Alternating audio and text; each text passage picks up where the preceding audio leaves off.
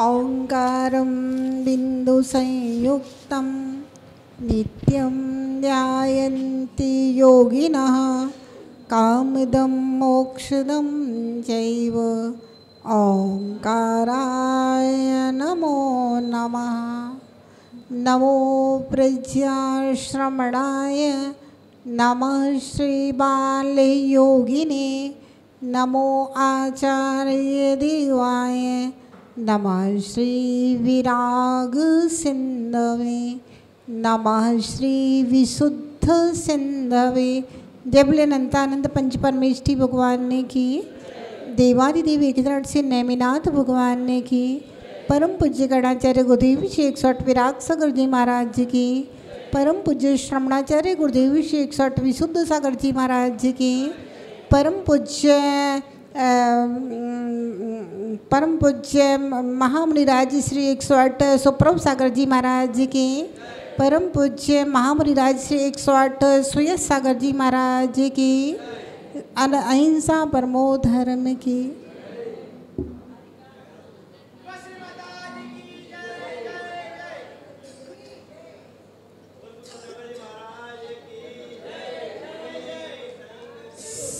साधूनां दर्शनम पुण्यम तीर्थ भूताहि साधवा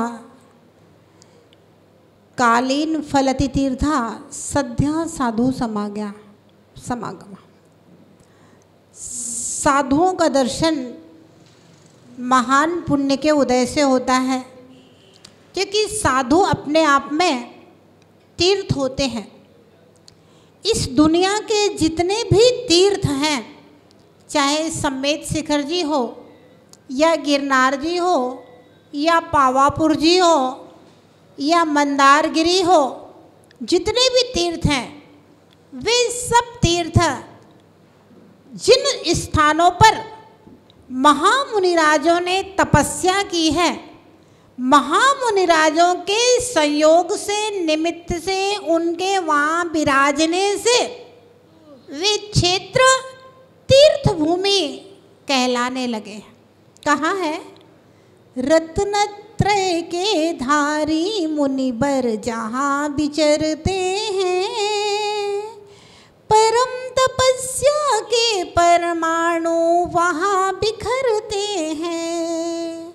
बिना बनाए तीर्थ बने हैं आत्म साधना से, मेरा जीवन धन्य हुआ है तीर्थ वंदना से।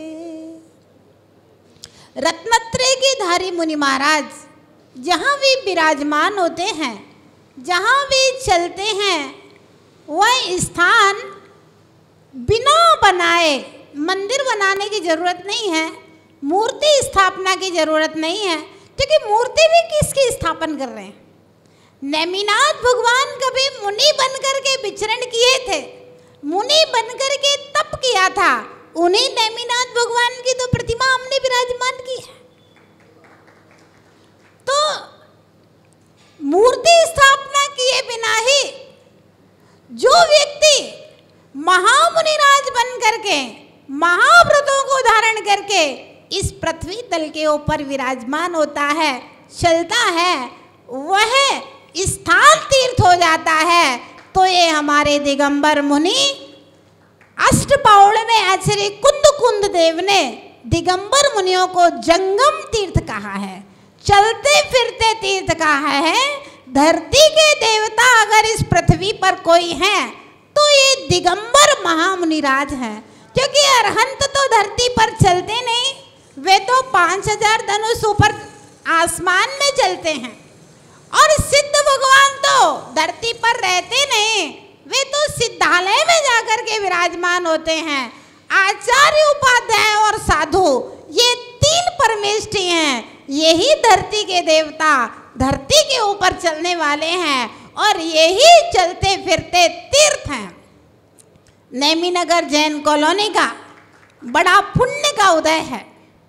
अभी परसों विनम्र सागर जी महाराज दर्शनार्थ पधारे थे, कल सुनील सागर जी महाराज के 2 शिष्य यहाँ पर आए थे और आज पट्टाचार्य विशुद्ध सागर जी महाराज के शिष्य, हम सब के गुरु भाई सुप्रभ सागर जी महाराज, सुयश सागर जी महाराज और तीसरे महाराज जी का प्रणुत सागर जी महाराज और छुल्लक जी सहित यहाँ पर विराजमान हुए।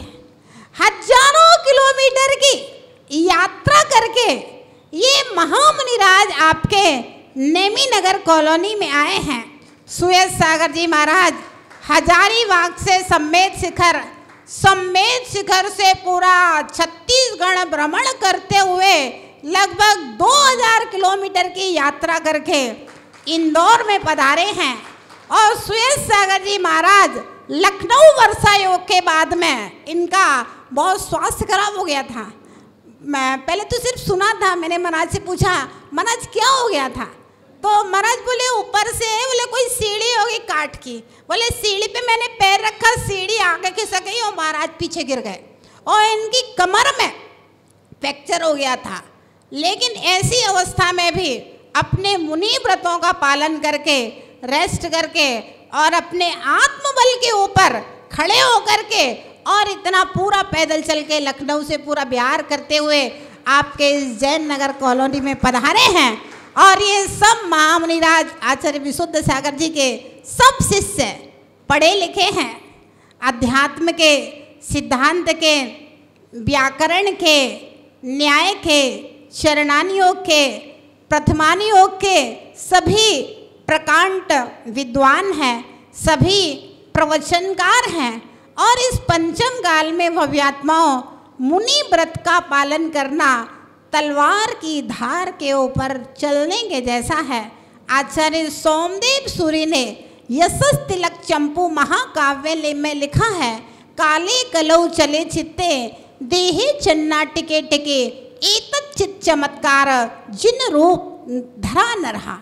कहा जिस काल में ये शरीर अन्न का कीड़ा बना हुआ है, आपको अगर 1 घंटा भोजन लेट हो जाए तो माथा दुखने लगे, एक टाइम की चाय ना मिले तो सिर चकराने लगेगा, सिर बांध करके बैठ जाएंगे, थोड़ा सा धूप में निकल जाए तो सिर चकराने लगेगा।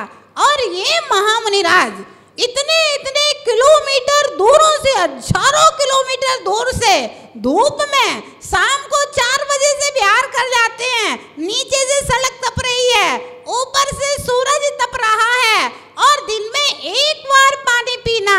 वैज्ञानिक लोग भी इस विषय में आश्चर्य करते हैं कि ये दिगंबर साधु गर्मी के दिनों में 1 टाइम पानी पी के कैसे जीते हैं। जीते ही नहीं हैं, अंतराय हो जाए तो वो 1 टाइम का पानी भी नसीब नहीं होता है। और मुझे अभी पता चला महाराज लोग जो जहाँ से बिहार करके आ रहे हैं, क्योंकि आने का टाइम फिक्स है, महोत्सव का टाइम फिक्स है, समय कम है, तो 2-2, 3-3, 4-4 अंतराय में भी पैदल चल करके 10-10, 20-20 किलोमीटर पैदल करके विचरण कर रहे हैं। तो आचार्य महाराज कहते हैं कि जिस समय इस पंचम काल में शरीर अन्न का कीड़ा बना हुआ है और चारों ओर विषय भोगों की सामग्रियां मन को विकृत करने वाली दिखाई दे रही हैं, इस काल में भी अगर कोई साधारण व्यक्ति, साधारण बच्चा जिनेंद्र भगवान का रूप धारण करके भगवान महावीर जैसा बन करके इस पृथ्वी के ऊपर विचरण करता है, इससे बड़ा चमत्कार, इससे बड़ा अतिशय कोई दूसरा नहीं हो सकता।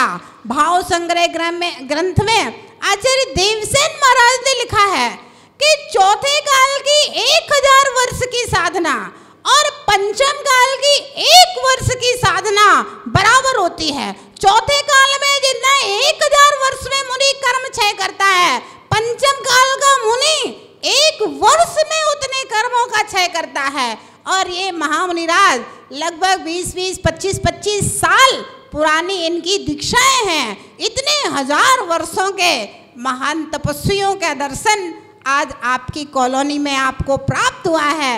ये सबके सातिशय पुण्य का उदय है। और ऐसे साधुओं का दर्शन, और अगर इनके प्रति अपने अंदर गुणानुराग पैदा हो जाए, भक्ति पैदा हो जाए, अगर इनकी सेवा करने का सौभाग्य प्राप्त हो जाए, तो भव्यात्माओं जन्म जन्म के हमारे पाप कर्म एक बार में क्षय को प्राप्त हो जाते हैं। ऐसे मुनिराज का दर्शन करने से ही एक हाथी को सम्यक दर्शन हुआ, वह पारसनाथ भगवान बन गया। और दो मुनिराज का दर्शन से और उपदेश से एक शेर का कल्याण होता है, तो वह शेर भगवान महावीर बन जाया करता है। और आप तो मनुष्य हैं, जैन कुल में जन्म लिए हैं। अगर ऐसे महामुनि राजों का दर्शन करके उपदेश सुन करके आप भी अगर भविष्य में तीर्थंकर बने तो इसमें कोई आश्चर्य की बात नहीं है। ऐसे महामुनि राज आपकी कॉलोनी में पधारे हैं और इंदौर में तो अब 350 लगभग 400 साधुओं का दर्शन आप सबको होने वाला है। निश्चित रूप से इंदौर जहाँ श्रमणों का महाकुंभ है, यह इंदौर अपने आप में एक पंचम काल का महातीर्थ बनने जा रहा है, जहाँ पर आचार्य विशुद्ध सागर जी महाराज का पट्टाचार्य महोत्सव संपन्न होने जा रहा है। पूज्य महामुनि राजों के चरणों में मेरा सिद्ध भक्ति पूर्वक अनंतों बार नमोस्तु। जय बोलिए महावीर भगवान की जय।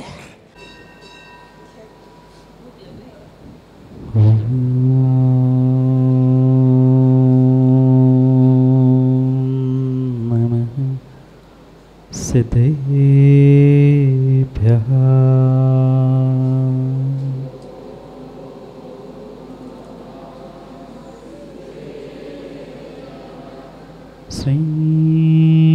श्रीमत्परम गंभीर स्याद्मोघलाञ्छनम्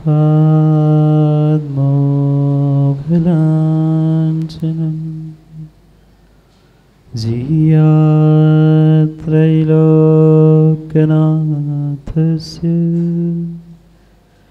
शासनं जिनशासनम्।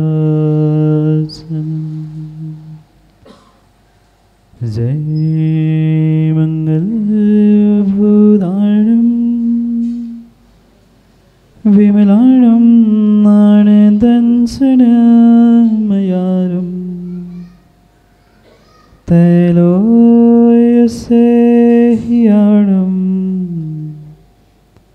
नमोऽस्ति यस्य वसेथाणं नमो हरिहन्ताणं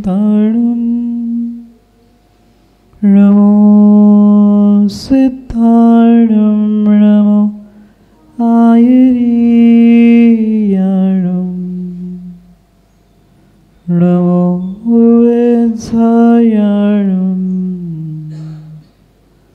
नमो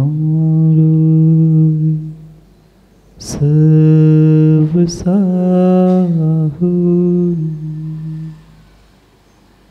अनंत अनंत परम सिद्ध भगवान की 1008 श्री आदिनाथ भगवान की 1008 श्री नेमिनाथ भगवान की परम पूज्य आचार्य भगवान कुंद कुंद स्वामी की परम पूज्य आचार्य भगवान गणाचार्य विराग सागर जी महाराज की परम पूज्य आचार्य भगवान पट्टाचार्य गुरुवर विशुद्ध सागर जी महाराज की सनातन जैन धर्म की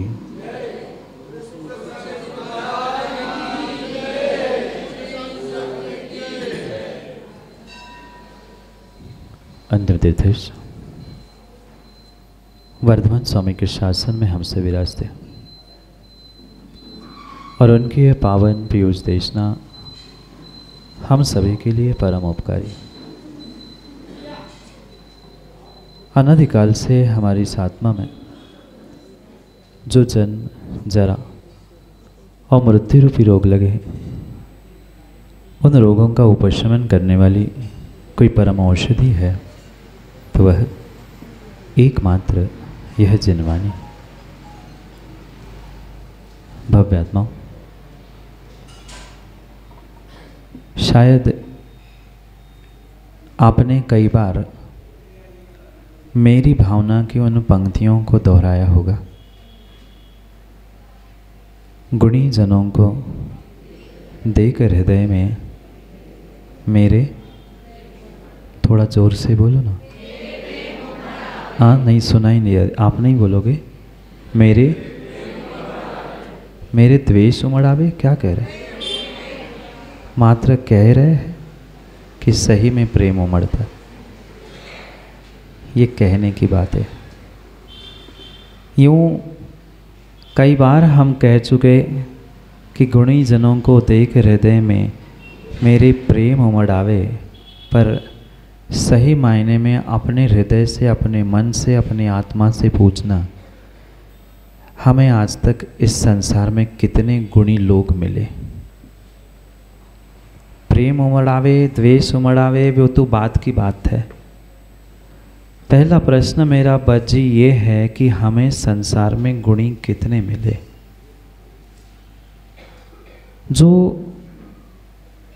जो अपनी सच्ची, अच्छी और बड़ी सोच लेकर जीता है, उस इंसान को, उस व्यक्ति को संसार के प्रत्येक द्रव्य में कहीं ना कहीं गुण अवश्य दिखता है।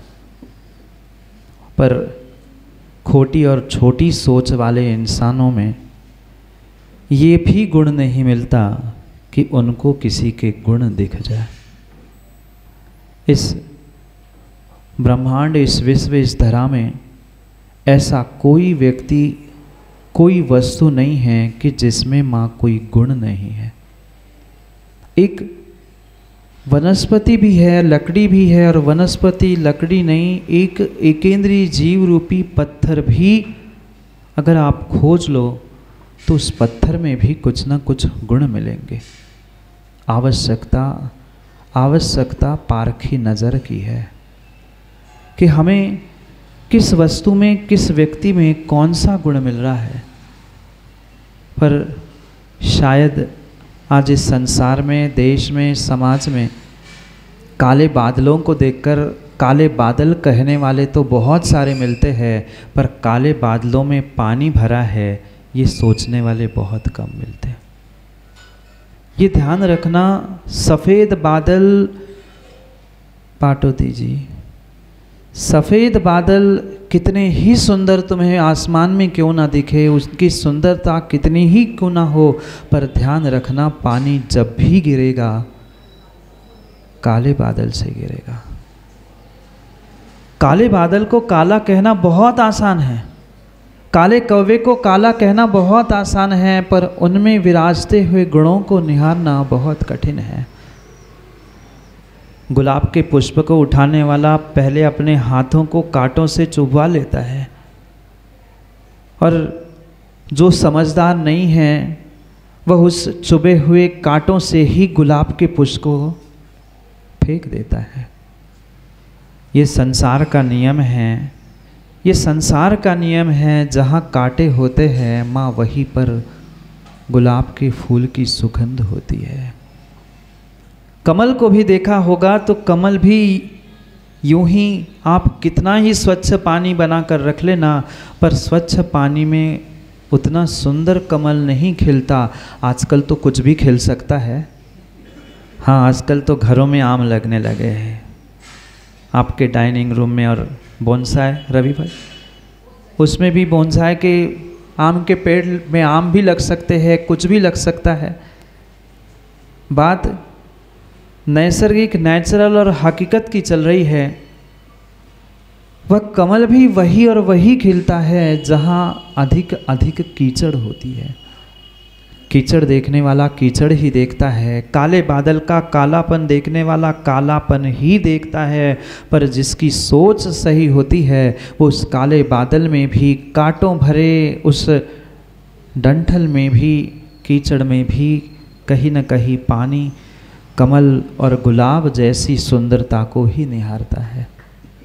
आप क्या निहारते हैं?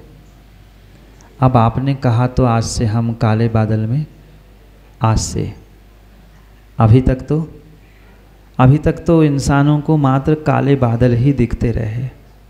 हम किसी के कालेपन को क्यों निहारे?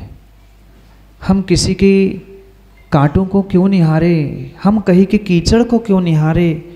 भले ही पूरा तालाब कीचड़ से भरा है, पर क्या उस भरे हुए कीचड़ के तालाब में हमें एक कमल नहीं दिखता? हो सकता है पूरे पेड़ पर 50 कांटे हो पर एक गुलाब नहीं होता। हो पूरे बादल आसमान में काले हो पर उन काले बादलों में से चंद पानी की वह मीठी और शीतल बूंदें हमें क्यों नहीं दिखती? क्योंकि कहीं न कहीं हमारी दृष्टि, हमारी सोच और बिगड़ती जा रही है। ये तो फिर भी पौद्गलिक वस्तुएं थी, फिर भी ये सामान्य वस्तु थी, इनमें तो फिर भी आज का इंसान कुछ न कुछ अच्छाई खोजने का प्रयास कर ले, पर एक इंसान में दूसरे इंसान को आज कोई गुण दिखते हैं? बोलो हाँ। हाँ, सब हाँ कह रहे हैं। नेमी नगर के है ना? हाँ तो मुंह से निकल रही है पर सबकी गर्दन ऐसी ही है, ऐसी ही है, ऐसी ही स्थिति आज के इंसानों की है। उन्हें त्रियंशों में गुण मिल सकते हैं, उनमें पत्थरों में, पाषाण में, पहाड़ों में, जल में, कमल में, गुलाब में, कांटों में, कीचड़ में भी एक समय एक बार गुण मिल सकते हैं। पर आज के इंसानों को, इंसानों में गुण कैसे? इंसान फिर आप हो इंसान? आप हो इंसान?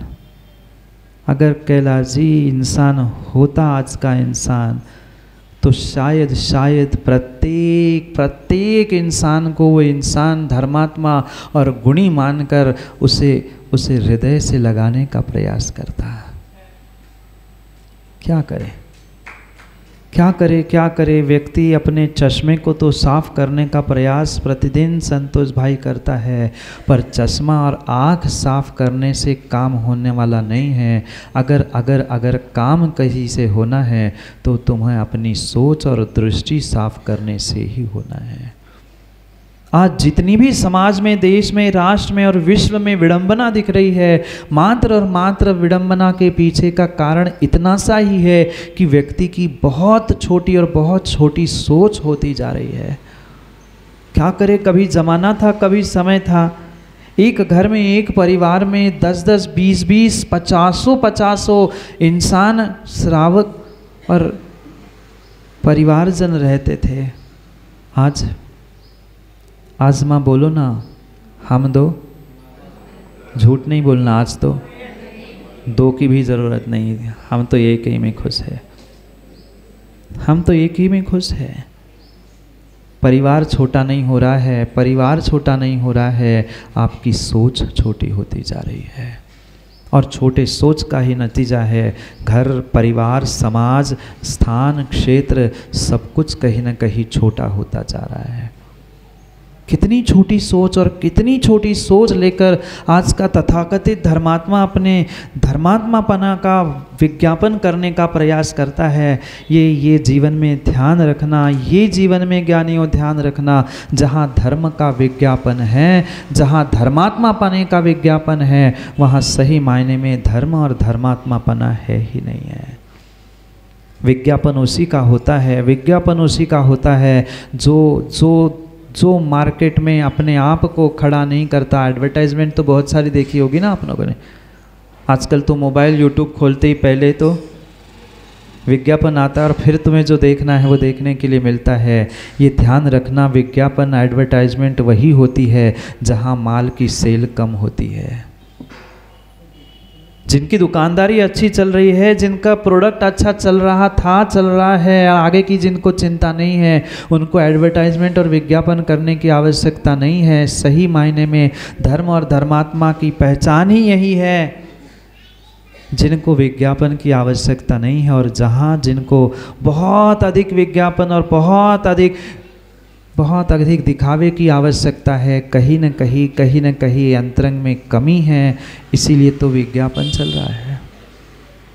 क्या चल रहा है सौरभ भाई? आज स्पर्धा, इतने व्यूज, इतने फॉलोअर्स, आप लोग समझ नहीं रहे ना? समझ तो सब रहे महाराज जी। कैसी विडंबना है। सोचे, समझे और विचार करे कि हम किसका विज्ञापन करके हम करना क्या चाहते हैं, हम दिखाना क्या चाहते हैं। हमारी आवश्यकताएं क्या है और हम किन में उलझ कर रह रहे हैं। आज का इंसान अपनी आवश्यकताओं को छोड़कर पागलों जैसे बाहर के साधनों के पीछे दौड़ रहा है। देख लो, चाहे गरीब व्यक्ति हो, मिडिल क्लास हो, चाहे अमीर व्यक्ति हो, उनकी आवश्यकताएं कुछ और है और उनकी दिखावटी और जो विज्ञापन के रूप कार्य है वे कुछ अलग ही है। क्योंकि आज के इंसानों ने और आज के धर्मात्माओं ने मात्र विज्ञापन में, दिखावे में ही धर्म मान के रखा है, जबकि विज्ञापन और दिखावे में धर्म होता नहीं है। धर्म तो सही मायने में वही था जहाँ तुम्हें अपने हृदय में सामने वाले इंसान के प्रति कहीं ना कहीं गुण खोजने की प्रवृत्ति जागृत हो रही है। पर मैं पुनः एक बार माँ पूछ रहा हूँ, हमें इंसानों में आज तक कितने गुण मिले? नहीं मिले। हमें उन दवाइयों में गुण मिलते हैं, कागज के टुकड़ों में भी गुण मिलते हैं। कागज के टुकड़े हैं क्या कोषाध्यक्ष जी जेब में? कागज के टुकड़े समझ रहे ना, जिस पे छपे हैं पहले गर्दन इधर थी आज इधर हो गई है, कागजों पे फोटो की। उस कागज के टुकड़ों पर भी विश्वास है और कागज के टुकड़ों पर भी हमें श्रद्धा है। उसमें हमें गुण मिल रहे हैं। हमें पता है मैं इतनी नोट दूंगा को बदले में कुछ मिलेगा। पर कभी हमने अपने करीबी इंसानों में भी गुण खोजने का प्रयास किया? पड़ोसी को छोड़ दो, शत्रु को छोड़ दो। हमें तो आचार्य भगवंतों ने, तीर्थंकर भगवंतों ने कहा है सामने शत्रु भी खड़ा है तो उस शत्रु में भी गुण खोज लो। मैं तो शत्रु की बात नहीं कर रहा हूँ, पड़ोसी की बात नहीं कर रहा हूँ। जो तुम्हारे लिए सब कुछ लुटाने के लिए घर परिवार के जीव खड़े हैं, व्यक्ति खड़े हैं, क्या उनमें हमें गुण मिले?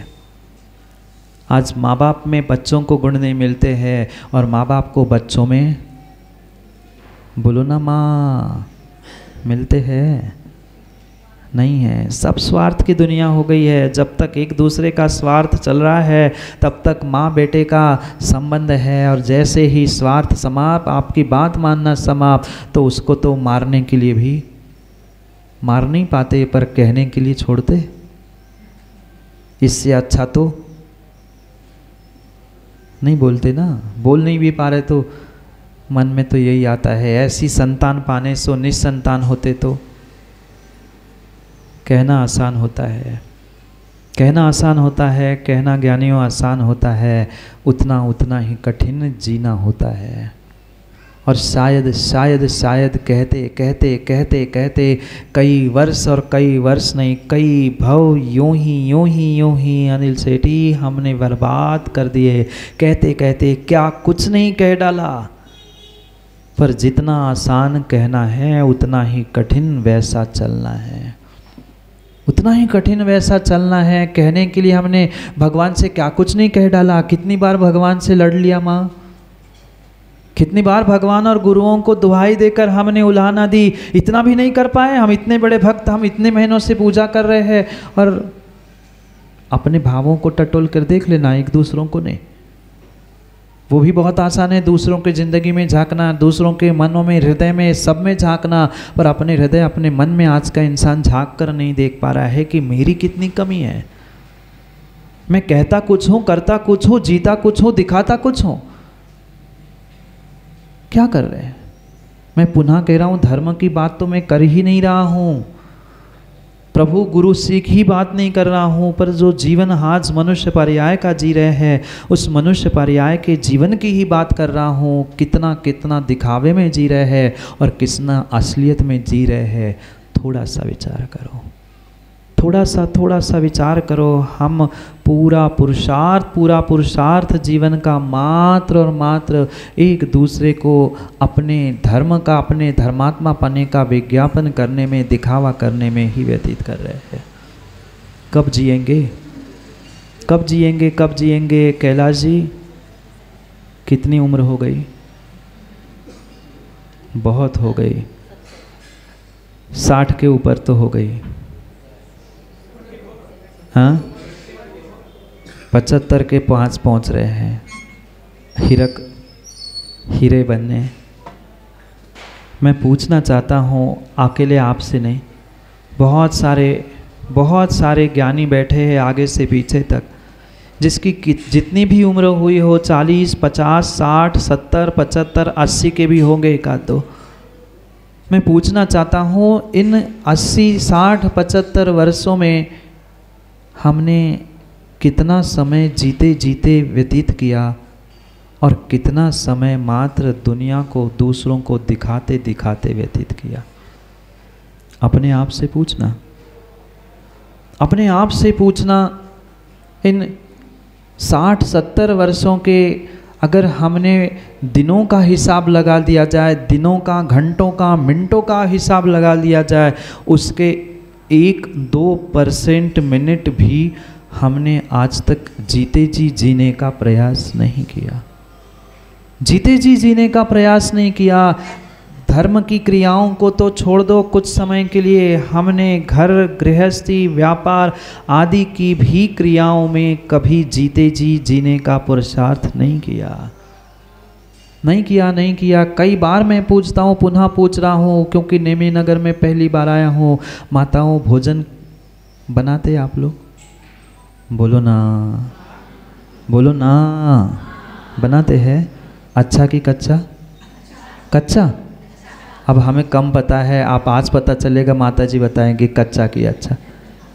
जैसा ही भोजन बना रहे हो माँ, भोजन बनाते बनाते आज तक विचार कर लेना, 50 वर्ष, 40 वर्ष, 25 वर्ष तो हो चुके होंगे भोजन बनाते बनाते। कभी भोजन बनाते बनाते हमने कुछ अपने भावों को, अपने परिणामों को ऐसा उज्जवल करने का प्रयास किया, मैं किसी का पेट भरने का पुरुषार्थ कर रही हूँ, मैं किसी को जीवन दान दे रही हूँ, मैं किसी के शरीर की वैयावृत्ति कर रही हूँ?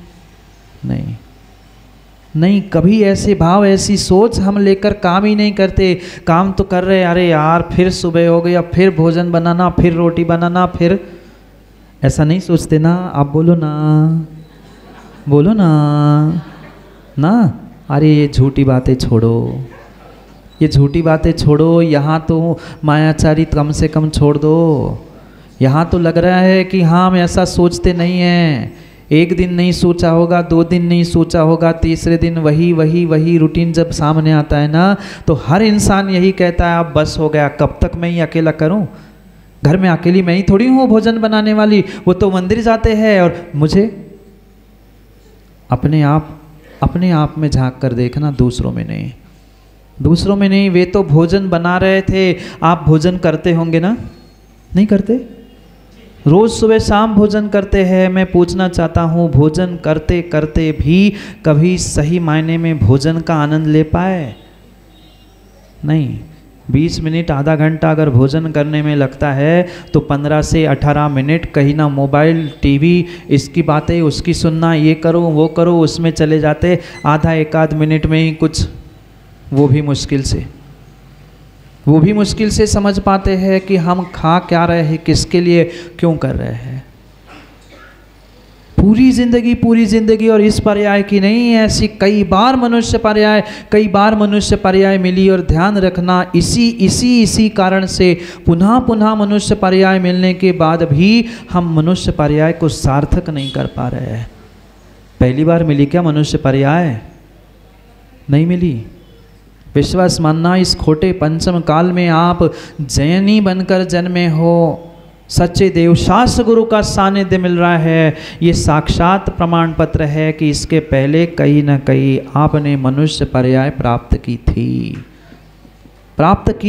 पर मनुष्य पर्याय प्राप्त करने के बावजूद भी मनुष्य पर्याय को सार्थक करने के लिए हमने कोई भी पुरुषार्थ नहीं किया। पूरा समय हम मात्र विज्ञापनों में व्यतीत करते रहे। आजकल टीवी मोबाइल में होता क्या है, सीरियल इतनी सी होती है और विज्ञापन इतने सारे होते हैं। क्या करें, ये ज़िंदगी का उसूल ही बन गया है इंसानों का। हर क्षेत्र में, हर स्थान में मात्र और मात्र विज्ञापन, दिखावा दिखावा दिखावा ही तो चल रहा है। दिखावे के जीने से कभी कभी मनुष्य पर्याय सार्थक होने वाली नहीं है। ये सोचो तो, ये विचार तो करो, कितनी दुर्लभ ये मनुष्य पर्याय हमें मिली है। और मात्र राग द्वेष, विषय, कषाय और पापों के अलावा पूरी जिंदगी भर हमने क्या किया? जिंदगी भर क्या किया? जितना समय हमें अपने आप को संभालने के लिए मिला था, वो पूरा समय हमने दूसरों को संभालने में, माँ बोलो ना, लगा दिया। दूसरों को समझाने में, दूसरों को मनाने में लगा दिया।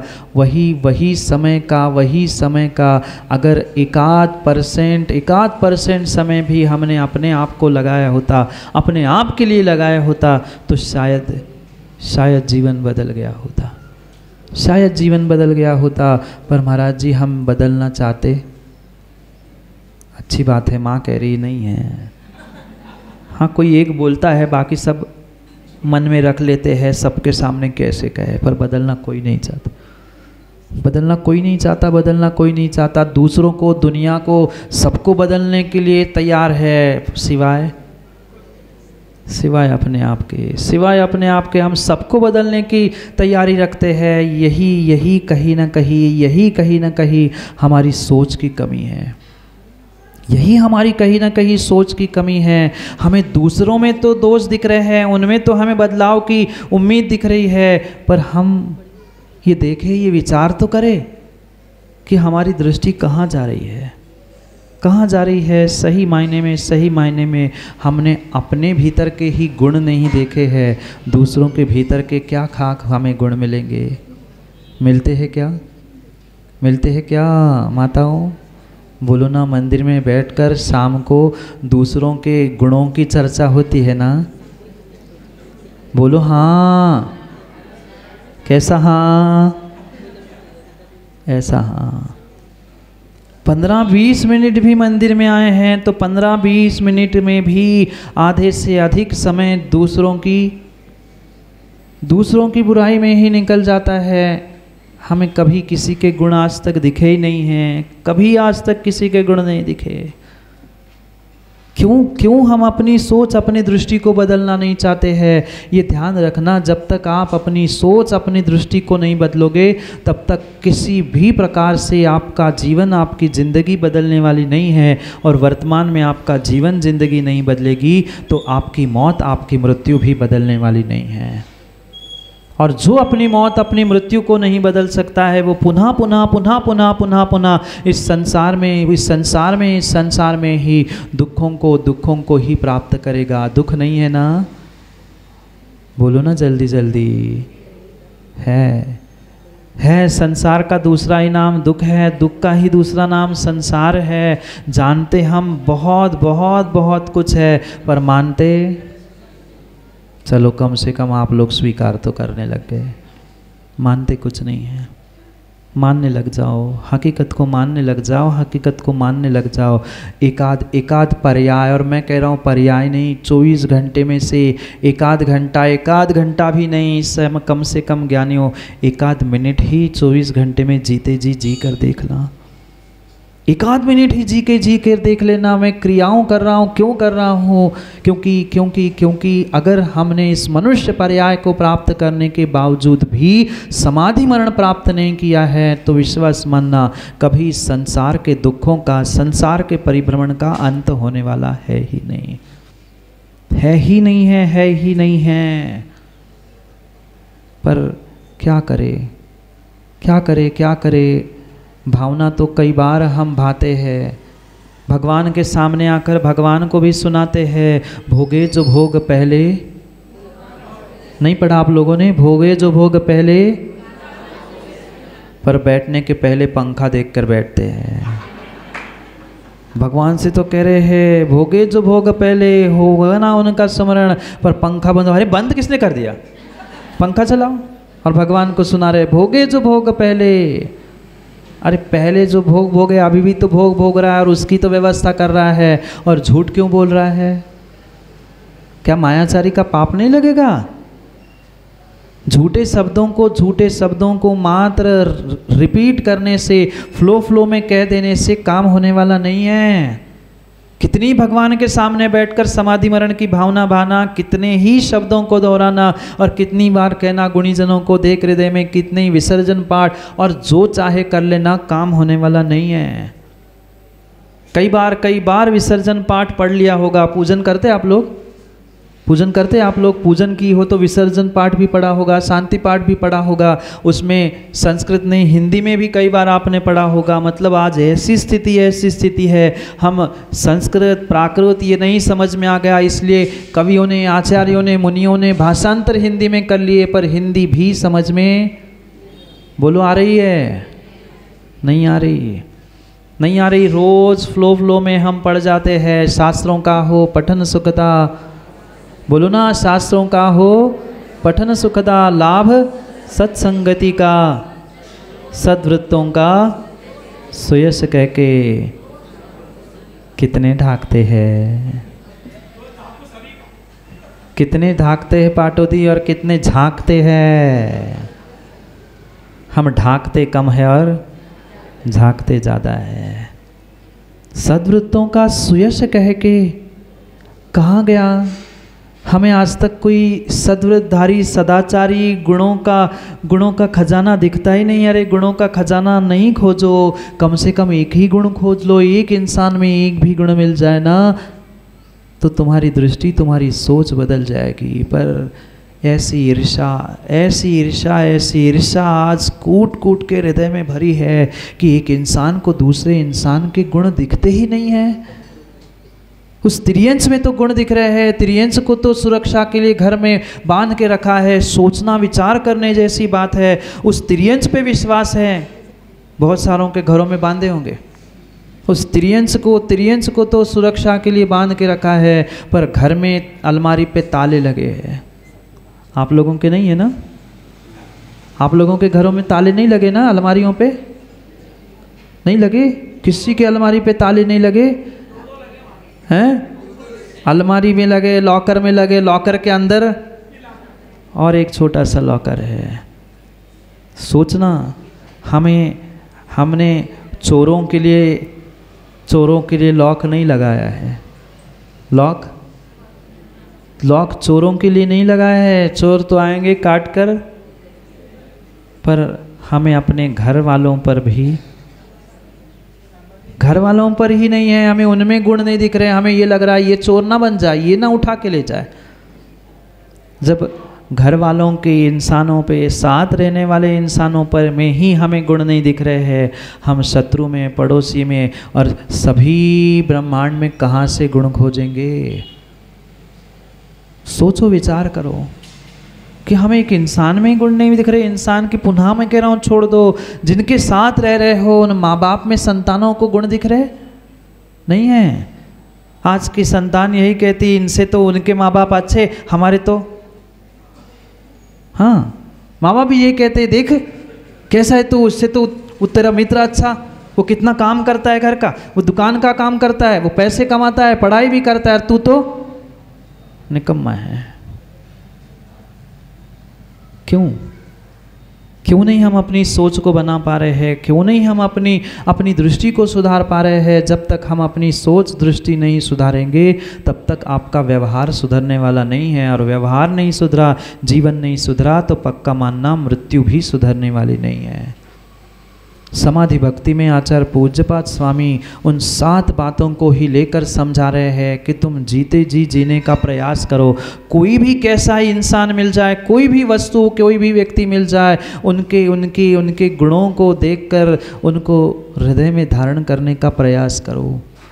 जो शब्दों में फ्लो में कहते आए हैं कि गुणी जनों को देकर हृदय में, बोलो ना जोर से, पाटोदी जी मेरे द्वेष उमड़ आ गए। प्रेम बहुत कम के उमड़ते हैं। अरे यार ये अब कहाँ से आ गया, अब कल से मुझे संचालन करने नहीं मिलेगा, पाटोदी जी कहेंगे। बता रहे हैं, दूसरा कोई अच्छा आया ना तो मन में एक बार लगता तो है ही, अरे अब मेरा टिकट तो कट गया, मेरा तो टिकट कट गया, अब दूसरे का नंबर है। हम ये सोचे कि चलो हमसे कुछ गुणी हैं, हम एक नहीं 4 बार सुने और उससे और कुछ सीखने समझने का प्रयास करते हैं, पर ऐसा विचार बहुत कम बार आता है, बहुत कम बार आता है। हम सोचे जो विसर्जन पाठ में, शांति पाठ में आप पढ़ते हैं, सद्वृत्तों का सुयश कह के, सद्वृत्तों का जो गुणी जन है, जो सद्वृत्तों को धारण करने वाले हैं, जो सदाचारी है, उनका सुयश, उनका गुणगान करने की आवश्यकता है। आचार्य भगवंत कहते हैं वह दरिद्री है, वह भिकारी है, वह दरिद्री है, वह भिकारी है। पैसे वाला, जिसके पास पैसे नहीं वो नहीं, जिसके पास सामने वाले की प्रशंसा करने के लिए शब्द नहीं है, जिसके पास किसी गुणीजनों के गुणगान करने के लिए शब्द नहीं है, जो अपने ही अहंकार में ही दूसरों से ईर्ष्या करते हुए दूसरों के दोष कह रहा है, गुणों को कहने की शक्ति जिसके पास नहीं है, वह सबसे बड़ा वह गरीब, भिकारी, दरिद्री और कंजूस इंसान है। आप लोग, महाराज हम कंजूस नहीं, हम तो मक्खी चूस है।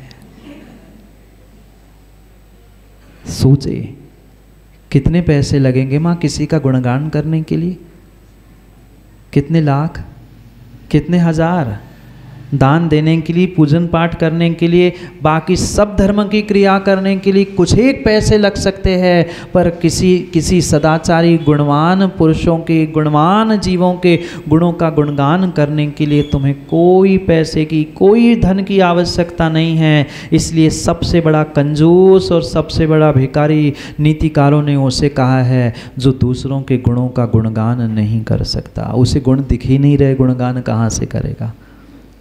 अपने आप को पूछ लेना, मैं कंजूस तो नहीं हूँ, मैं गरीब दरिद्री तो नहीं हूँ। अगर एक छोटा सा बालक भी 2-3 वर्ष का, अगर 2-3 वर्ष का बालक भी नमोकार सुनाता है, कभी उसकी पीठ थपथपाते हुए उसकी प्रशंसा की? कोषाध्यक्ष जी, देने वालों का तो खूब लंबा चौड़ा हमने गुणगान किया, वो भी करना चाहिए। उसने भी बहुत कुछ किया, धन दिया, समय दिया, उनका तो करो ही करो। पर मैं कहता हूँ वो छोटा सा बालक जिसने नमोकार पढ़ा है, जिसने 1 मिनट निर्ग्रंथ गुरु के चरण पकड़कर वैयावृत्ति की है, सबसे पहले उसकी प्रशंसा करो। ये उसका सबसे बड़ा गुण है, क्योंकि वह धर्म से, देवशास्त्र गुरु से जुड़ने का प्रयास कर रहा है।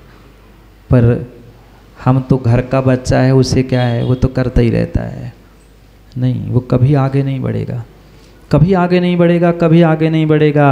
अगर किसी को आप धर्म या किसी क्षेत्र में आगे बढ़ाना चाहते हो तो सबसे पहले उसकी प्रशंसा करो, उसकी प्रशंसा करो, उसके गुणों का गुणानुवाद करो। अरे आचार्य भगवंतों ने कहा है ये इतना सस्ता, इतना सस्ता, इतना सस्ता सौदा है कि तुमने किसी का गुणानुवाद किया, किसी की यश गाथाएं को गुंजायमान करने का प्रयास किया, तुम्हें अलग से कोई पुरुषार्थ नहीं करना पड़ेगा। तुम्हारा यश, तुम्हारी कीर्ति वह दिगांत तक पहुँचेगी। अगर किसी तपोनिधि की, किसी तपस्वी की, किसी गुणी जनों की आपने सद्वृत्तों को धारण करने वाले उन जीवों की प्रशंसा और गुणगान करने का प्रयास किया है, अपने आप यशा कीर्ति नाम कर्म का ऐसा उदय तुम्हारे साथ आएगा कि फिर अपने आप दिगांत तक तुम्हारा नाम हो जाएगा।